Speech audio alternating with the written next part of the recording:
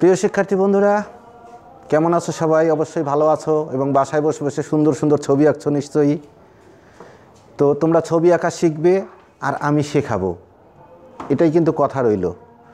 তা আমার এই ভিডিওগুলো দেখে তোমরা সুন্দর সুন্দর ছবিগুলো, তোমাদের পছন্দের ছবিগুলো তোমরা বাসায় চর্চা করো এবং রং করে আমার ফেসবুক পেজটিতে পাঠিয়ে দাও। আজকে আরও আমি দেখাবো যে চ্যাপ্টা আকৃতির বৃত্ত দিয়ে আর কি ছবি আমরা আঁকতে পারি। তো দেখো, আমরা চ্যাপ্টা আকৃতির বৃত্ত বলতেছি এটাকে। এই বৃত্তটি দিয়ে আমরা কি কি ছবি আঁকতে পারি দেখো সহজ করে। এই যে চ্যাপ্টা আকৃতির একটি বৃত্ত দিয়ে দিলাম, দেবার পরে এখান থেকে একটু বাঁকা করে এদিকে, একটু বাঁকা করে এদিকে দুটি সরল রেখা দিলাম, দিয়ে এখানে লাগিয়ে দিলাম। এইটা এখানে নিয়ে এসে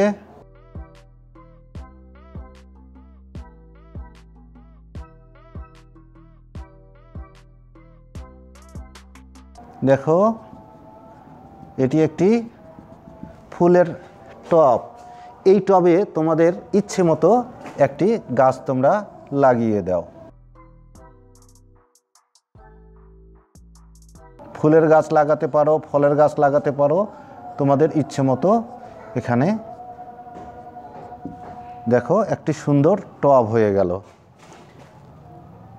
তো প্রিয় শিক্ষার্থী বন্ধুরা, ছবি আঁকা আসলে খুব সহজ। দেখো এবারে আর একটি ছবি আমি দেখাচ্ছি।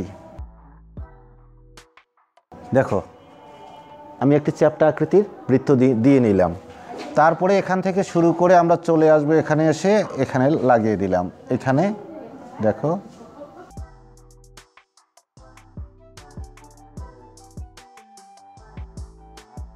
দেখো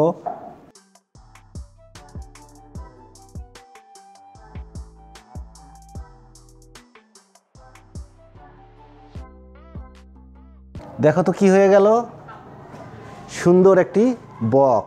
তাহলে দেখো কত সহজে এই চ্যাপ্টা আকৃতির বৃত্ত দিয়ে আমরা নানা রকম ছবি আঁকতে পারি। আমরা এখানে টব আঁকা শিখে গেলাম, যে টবে তোমরা চারা গাছ লাগাতে পারো, ফুলের চারা বা যে কোনো চারা। আবার এখানে একটি বক তোমরা সহজে আঁকা শিখে গেলে। তাহলে ছবি আঁকা কিন্তু খুব কঠিন নয়, তোমরা ইচ্ছে করলেই সুন্দর সুন্দর ছবি কিন্তু আঁকতে পারবে। তোমরা এই বৃত্ত, ত্রিভুজ, চতুর্ভুজ, রেখা এগুলো দিয়ে কিন্তু হাজার হাজার ছবি আঁকা শিখতে পারবে। ছবি আঁকা খুবই সহজ, তাই না? তা ঠিক আছে, সবাই সুন্দর সুন্দর ছবি আঁকবে, বাসায় রং করবে এবং আমার রংরেখা আর্ট একাডেমি পেজে পাঠিয়ে দেবে। আমি দেখতে চাই যে তোমরা কত সুন্দর সুন্দর আঁকা শিখে গেলে। তো ভালো থাকো সবাই, আবারও দেখা হবে পরবর্তী ক্লাসে। আল্লাহ হাফেজ।